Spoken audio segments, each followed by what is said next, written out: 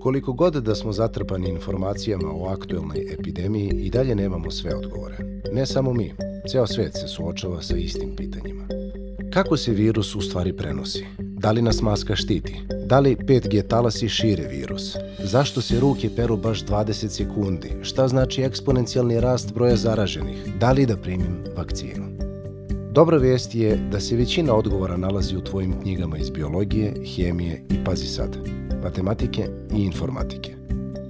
Potrudili smo se da sve to skupimo na jednom mestu i kroz interaktivni kurs ti pokažemo koliko su ovi predmeti u stvari korisni za razumevanje i rešavanje problema realnog sveta i svakodnevnog života.